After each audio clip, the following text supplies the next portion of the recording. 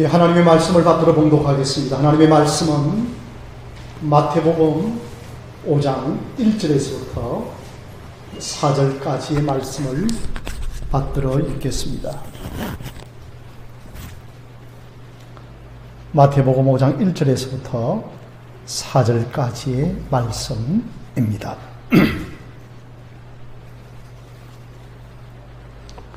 다 찾으신 줄로 알고 제가 봉독하겠습니다.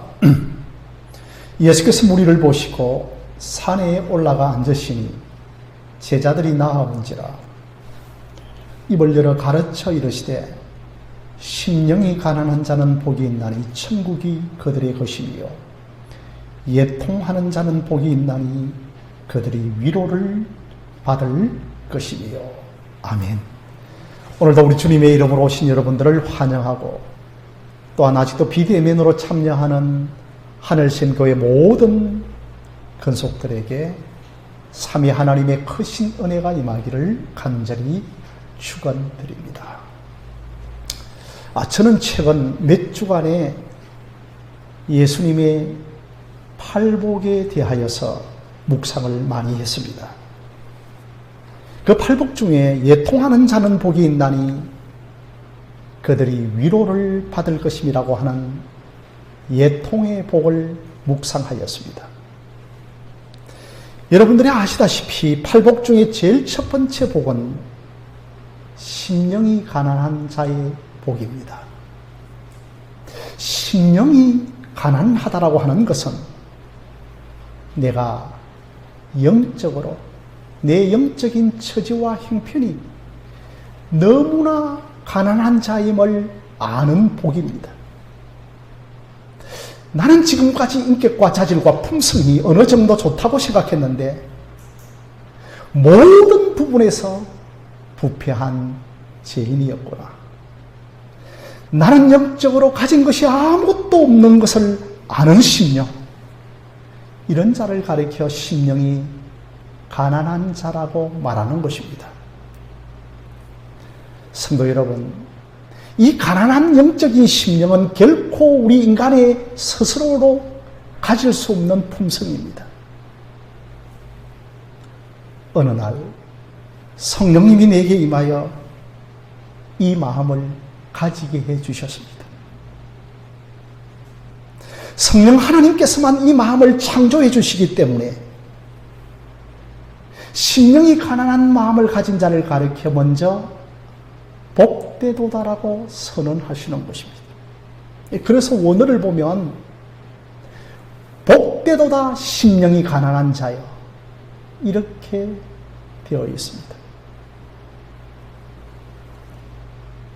성령님께서 나를 거듭나게 하실 때 내 안에 가난한 마음과 애통해 하는 마음을 만들어 놓으신 것입니다.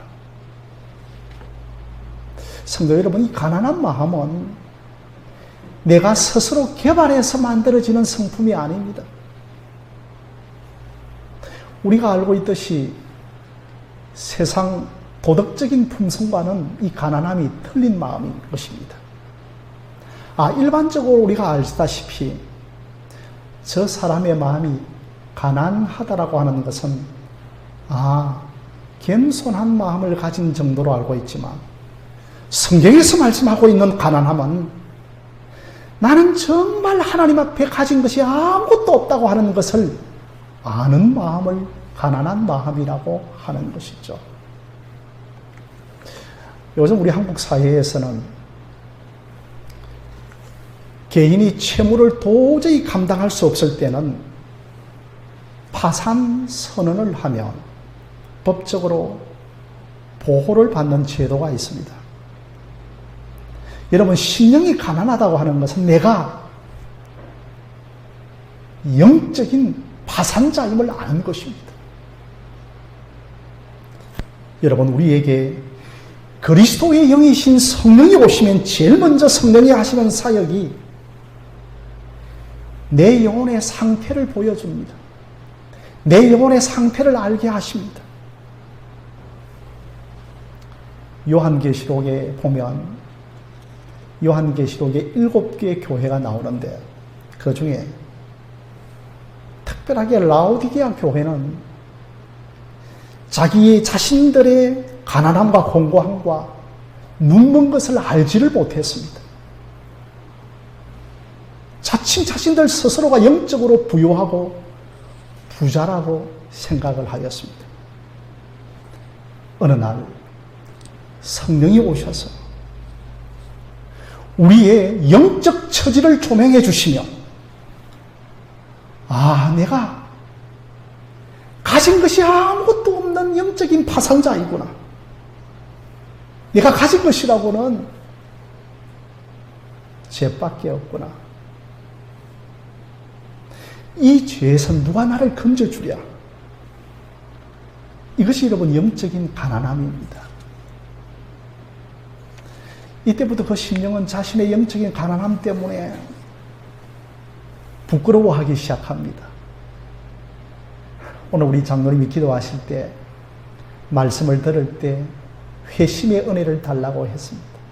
회심할 때 자기 자신의 영적인 가난함 때문에 부끄러워하기 시작합니다. 이사야 61장 1절에서부터 7절입니다. 당시에 이스라엘의 우시아 왕이 죽던 해였습니다. 그때 이사야가 성전에 들어갑니다. 사실 여러분 우시아 왕은 이스라엘의 국부와 같은 존재입니다. 그런 위대한 왕이 죽었으니 이사야가 절망스러운 마음으로 성전을 찾아갑니다. 그런데 그 성전에서 이사야가 하나님의 영광을 대면합니다. 그 하나님의 옷자락의 영광이 성전에 가득한 것을 이사야가 보게 되죠.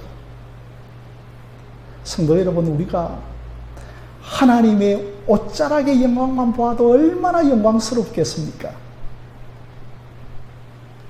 이렇게 이사야가 하나님을 대면하고 나서 제일 먼저 고백했던 것이 뭐냐면 화로다 나여 망하게 되었도다라고 하였습니다. 이사야가 곧바로 자기 자신의 영적 처지와 형편을 보게 된 것입니다. 나는 지금까지 남들과 비교해서 조금 더 영적으로 나은 존재인 줄 알았는데 망할 존재임을 알았던 것입니다. 그때에 스랍 천사 중에 하나가 제단 수풀을 이사야의 입술에 대자 내 죄가 사하여졌다라고 선언이 일어납니다. 한마디로 십자가의 보혈이 우리의 죄를 사해 준 것입니다. 당시에 여러분 우시아 왕은 하나님의 은혜로 나라가 강하게 되었는데 이것을 자기 자신으로 인하여 나라가 강건해졌다라고 하는 교만한 마음을 가지고 있었습니다. 그래서 제사장이 해야 할 분향을 자기가 한다고 나셨다가 문둥병이 들어 죽을 때까지 벨궁에 거하며 살았습니다. 이 우시아가 죽던 왕의 해에 하나님의 영광을 이사야가 보게 된 것입니다. 그 영광 앞에 이사야가 내가 망하게 되었도다라고. 이 말은 나도 똑같이 영적인 문둥병자입니다. 저 우시아와 같이 나도 영적인 문둥병자요 영적인 파산자임을 고백하는 것입니다. 여러분 은혜로 이런 가난한 심령을 가진 적이 있습니까? 그런데 이 심령이 가난해진 것으로 끝나는 것이 아니고 그 다음으로 예통하며 울기 시작합니다. 이것을 가리켜 성경은 예통이라고 합니다. 그래서 심령이 가난한 자 다음에 예통하는 자의 복이 따라오는 것입니다. 그래서 예수님은 제자들에게 팔복을 가리키면서 너희들은 참 복되다. 너희들의 마음에 예통하는 마음이 가득하기에 라고 선언을 하신 것입니다. 너희들이 예통하기 때문에 복이 있는 것이 아니라 복이 있는 자가 예통한다는 것입니다. 이 예통도 내 스스로 만들어낼 수 없는 성품이기 때문에 성령님께서 내 안에 만들어 주셔야 되기 때문에 복되도다라고 먼저 말씀을 하시는 것입니다. 이 토마스 왓슨이라고 하는 청교도 시대에 유명한 강해 설교자는 예통 중에 유사품 예통이 있다라고 하였습니다. 이 유사품 예통은 먼저 자기 절망적인 예통입니다. 그러니 여러분, 팔복에서 말씀하고 있는 예통과는 전혀 거리가 먼 것이죠. 가장 대표적인 사람이 가룟 유다의 예통입니다. 가룟 유다가 자기 잘못을 뒤늦게 알고 뼈아프게 예통을 하다가 자살을 하죠. 오늘날 한국 사회에도 이런 자기 절망적인 예통이 많습니다. 그러나 여러분, 이것은 엄밀하게 말씀드리면 성경에서 말씀하고 있는 예통과는 거리가 멀죠. 둘째는 위선적인 예통입니다. 사울은 자기의 사위 다윗을 끊임없이 죽이려고 합니다. 왕 사울이 다윗을 죽이려고 하지만 지나고 나서 보면 후회를 합니다. 또다시 아침이 되어지면 격분과 질투가 일어나서 또 다윗을 죽이려고 하다가 후회하고 예통합니다. 여러분, 이것은 위선적인 눈물이지 성경에서 말씀하고 있는 예통과는 거리가 멀죠. 세 번째로서는 억지스러운 눈물도 있습니다.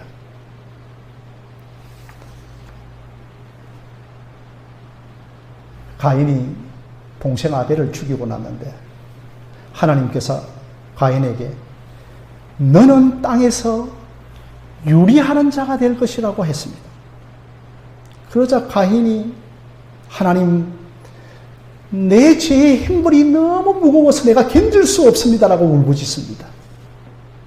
여러분, 이것은 외통이 아니고 억지스러운 울부짖음이죠. 또 바리새인의 예통도 있습니다. 마태복음 6장 16절을 보시면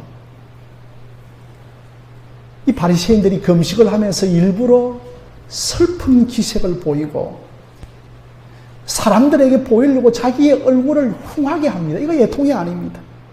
이것은 외식입니다. 또 우리 가운데 그런 분은 안 계시지만 헛된 외통이 있습니다. 이거 집을 팔았는데 갑자기 몇 개월 뒤에 집값이 폭등을 해서 2배, 3배 올라가서 그것 때문에 울부짖는 사람이 있습니다. 이것은 여러분 세상적인 헛된 예통이죠. 그래서 토마스 왓슨 목사님은 이러한 눈물은 눈물이지만 성경에서 말씀하고 있는 예통과는 거리가 멀다라고 하였습니다. 그렇다면 사랑하는 성도 여러분, 성경에서 말씀하고 있는, 예수님이 말씀하고 있는 예통이란 무엇일까요? 이사야 61장 1절입니다. 우리 앞 화면을 한번 보시면 함께 한번 읽어보도록 하겠습니다. 좀 길죠? 그럼에도 불구하고 함께 읽겠습니다. 시작. 주 여호와의 영이 내게 내리셨으니 이는 여호와께서 내게 기름을 부어사 가난한 자에게 아름다운 소식을 전하게 하려 하심이라. 나를 보내사 마음이 상한 자를 고치며 포로된 자에게 자유를, 갇힌 자에게 노힘을 선포하며 라고 했습니다. 여기서 여러분, 상한 심령이 나오죠. 이 상한 심령이 바로 애통해하는 마음입니다. 여러분들이 너무나 잘 아시다시피 이사야 61장은 예수 그리스도를 미리 예언하는 성경 구절입니다. 이 이사야 61장이 예수 그리스도에 의하여 성취가 되어졌고, 예수님이 오셔서 이사야 61장 1절을 친히 인용을 하셨습니다. 이스라엘 백성들이 수천 킬로가 멀어져 있는 바벨론의 포로로 끌려갔습니다. 이때부터 이스라엘 백성들이 마음이 상하기 시작합니다. 이때부터 이스라엘 백성들이 마음이 가난해지기 시작합니다. 아, 우리는 하나님 앞에 내어놓을 만한 것이 아무것도 없구나. 자기 자신들의 영적 처질의 가난함을 보고 애통하며 슬퍼하기 시작합니다. 멀고 먼 바벨론 땅에서 비로소 마음이 상한 마음을 갖기 시작합니다. 그런데 여러분, 이 애통해란 마음이 누구에게로 옮겨지나요? 바로 하나님에게로 옮겨져야 합니다. 하나님, 저 좀 살려주세요. 하나님, 제가 아무것도 이제 아는 것을 알았습니다. 바로 애통이라고 하는 마음은 하나님께로 그 마음을 가져가는 마음입니다. 오늘날 세상에서 얼마나 많이 애통합니까? 그런데 신자들 가운데서도 애통해 하면서도 절대로 하나님께 나아가지 않습니다. 애통의 복을 받은 자가, 애통의 은혜를 받은 자가, 애통의 영이 임한 자는 반드시 십자가 앞으로 나아갑니다. 그래서 찬송가 151장에 십자가 내가 처음 볼 때에 나의 마음 큰 고통 사라져라고 노래하고 있지 않습니까? 아무리 여러분 힘든 처지와 형편을 당한다 하더라도 애통의 은혜를 주시지 아니하시면 그 영혼이 십자가 앞으로 나아가지 않습니다. 하나님께서 우리에게 애통의 은혜를 주셨기에 우리가 십자가 앞으로 달려가는 것입니다. 여러분, 찬송가 151장은 영국의 유명한 아이작 와처라고 하는 목사님이 찬송지를 지었습니다. 이분은 일평생 한 60여 곡의 찬송시를 지었는데 영국의 찬송가 아버지라고 합니다. 저는 이 151장에 참 집사님, 권사님들 그 4절 가사가 참 좋습니다.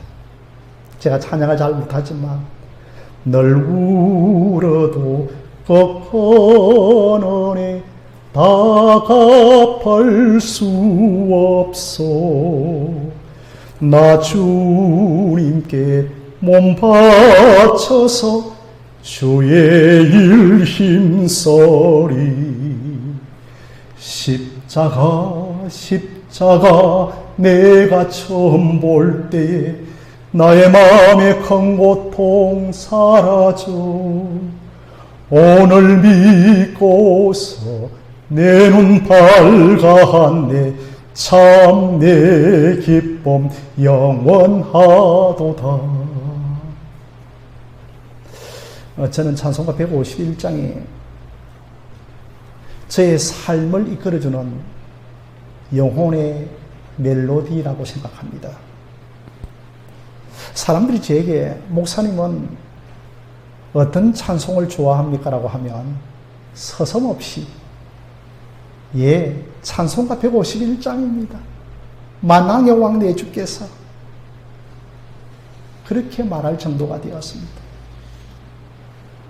이 찬송가는 무엇보다도 저의 고비 때마다 큰 힘이 되어진 찬송가입니다. 아마 한국인들의 정서에 참 맞는 찬양이 아닌가라고 생각합니다. 여러분, 예배도 그렇습니다.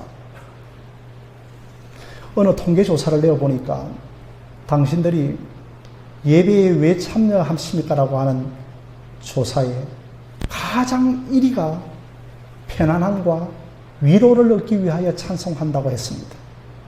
많은 사람들이 예배에 참석하는 것은 심리치유적인 그 위로적인 메시지를 얻으려고 많이 합니다.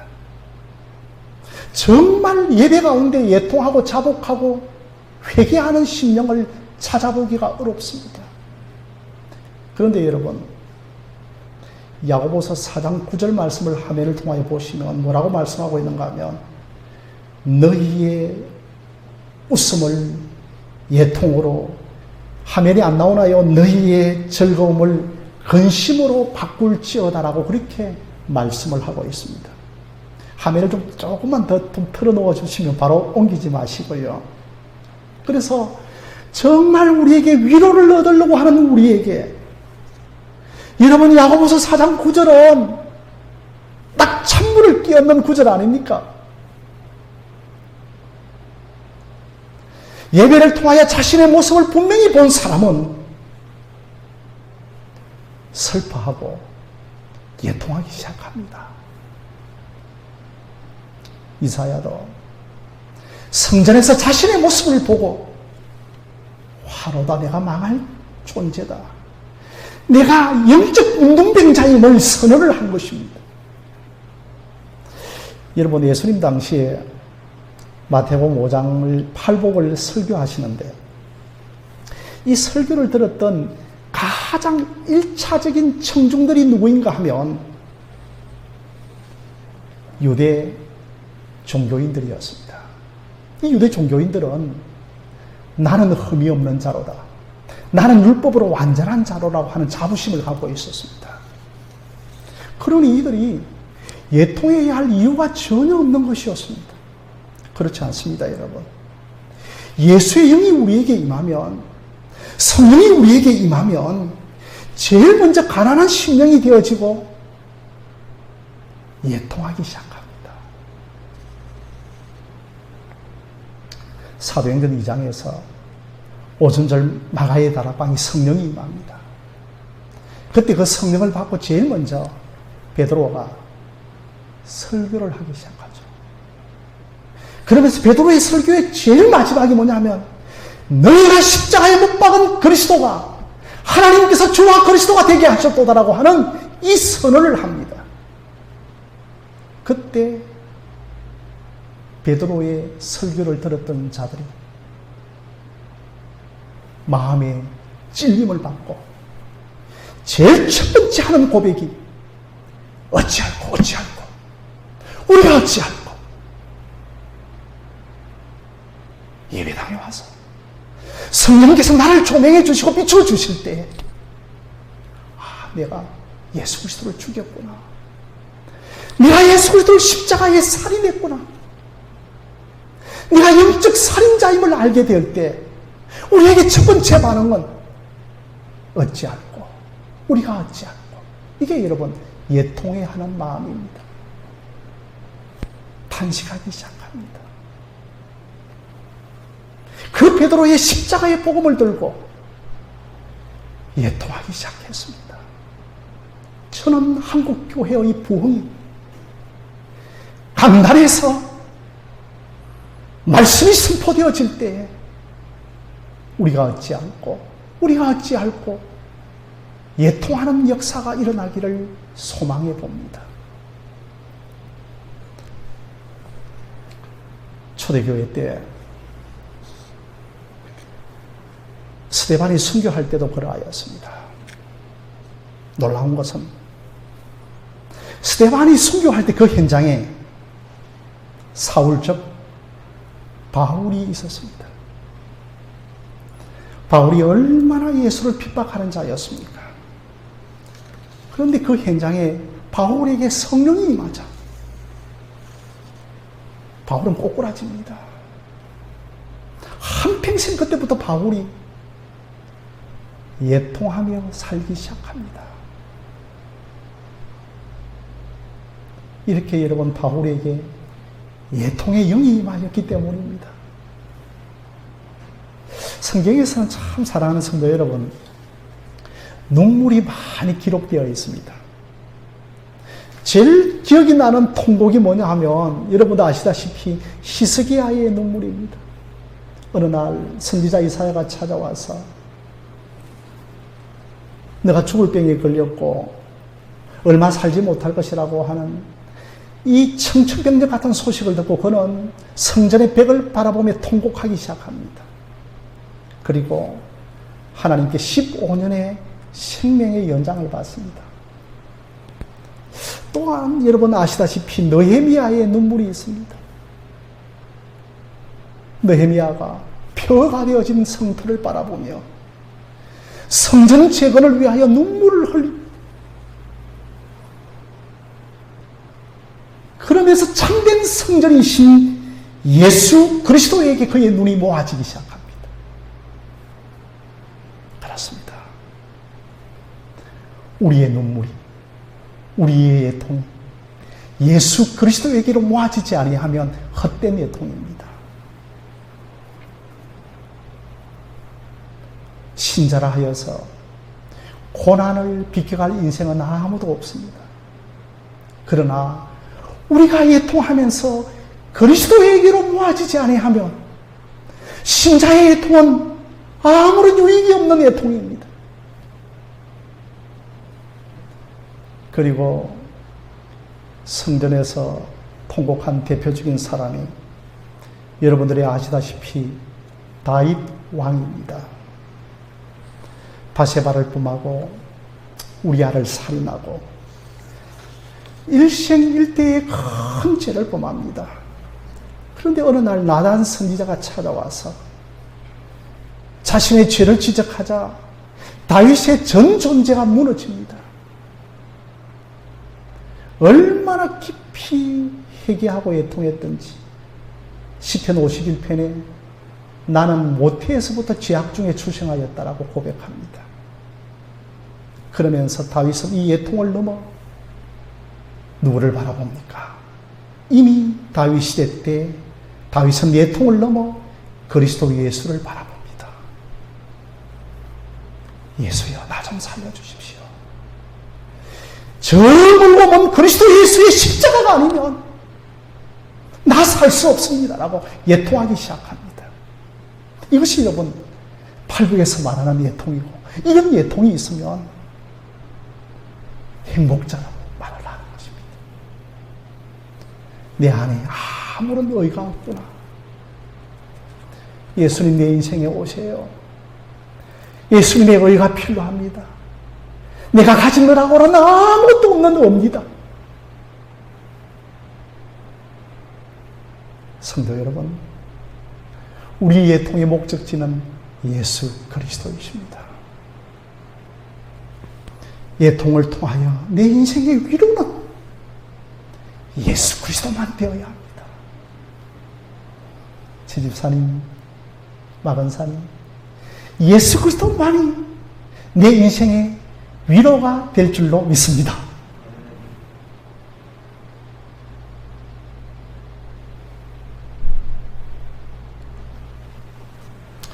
왜 성도들에게, 교인들에게 예수 그리스도만 위로가 되지 못할까요?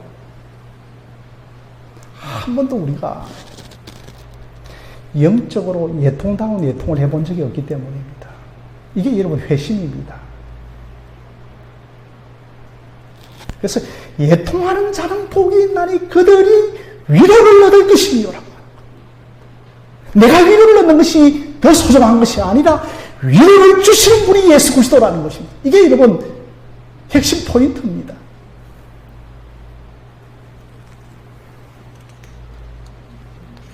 사랑하는 성도 여러분, 복음이 오는 순서가 예통이 온 다음에 위로가 옵니다. 오늘날 복음이 오는 순서는 위로가 오고 그 다음에 뭔가 우리가 구하는 것이죠. 아닙니다. 복음이 오는 순서는 예통과 가난함이 오고 그 다음에 위로가 오는 것이 복음의 올바른 순서입니다.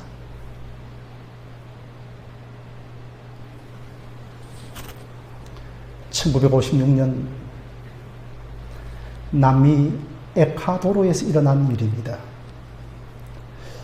5명의 선교사들이 미국의 유수한 대학을 졸업하고, 그 중에 여러분들이 너무나 잘 아는 짐 엘리엇 선교사가 있었습니다. 이들은 에콰도르에 선교하기 위하여 도착하자마자 원주민들의 공격을 당하여서 5명 모두가 살해를 당하였습니다. 그런데 여러분, 이 이야기는 여기서 끝나지 않고 다시 이어집니다. 이 5명의 순교자의 부인들이 남편의 자리를 메우기 위하여서 인디안들에게 복음을 전하기 위하여 그 정글로 들어갑니다. 그런데 짐 엘리엇 선교사의 부인이 어느 잡지에 이런 글을 기고합니다. 심령이 가난한 자는 얼마나 복이 있는가? 예통을 가진 자가 얼마나 행복한가? 그러므로 기뻐하라고 하는 이런 내용입니다. 여러분, 과연 이런 내용이 올바른 가르침 맞습니까? 그 여인의 남편이 29살에 죽었습니다. 온 미국 사람들이 이 여인의 잡지의 글을 읽고서는 이 또한 불필요한 낭비인가? 왜 여인들이 그 정글 속으로 뛰어드는가? 그렇게 비난하고 조롱을 하였습니다. 그러나 이 여인들이 정글로 들어갑니다. 남편의 부재 속에서 예수 그리스도의 위로를 경험하였기 때문입니다. 이 부인들이 그리스도의 위로를, 그리스도의 임재를 경험하였기 때문입니다. 이것이 여러분, 예통하는 자는 복이 있나니 그들이 위로를 얻을 것이라고 하는 의미입니다. 남편은 여전히 부재한 상태이고 평생 미망일이지만 그들의 영혼의 깊숙한 곳에 그리스도의 임재, 그리스도의 위로와 함께 하는 것이었습니다.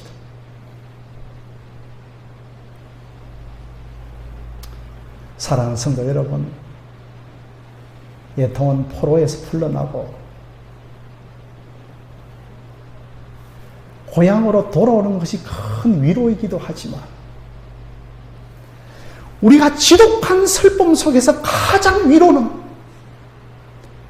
그리스도를 만나는 것입니다. 그리스도의 임재를 경험하는 것입니다. 예수 그리스도의 함께 하심을 경험하는 것입니다. 예수 그리스도만이 내 인생의 눈물을 씻어주는 것입니다. 수가성의 여인의 눈물을 누가 씻었습니까? 오직 그리스도만이 씻어줍니다. 사망의 음침한 골짜기를 다닐지라도 하나님이 나와 함께 하시는구나.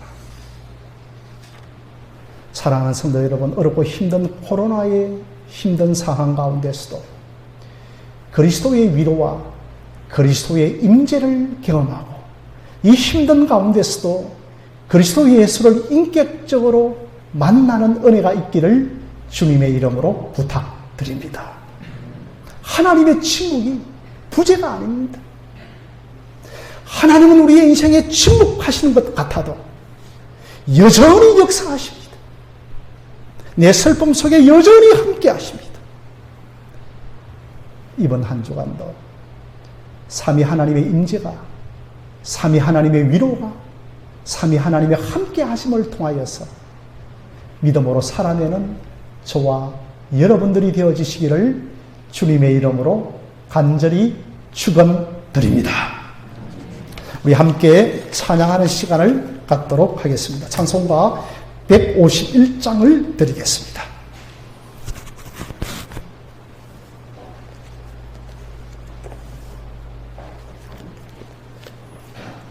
찬송가 151장입니다.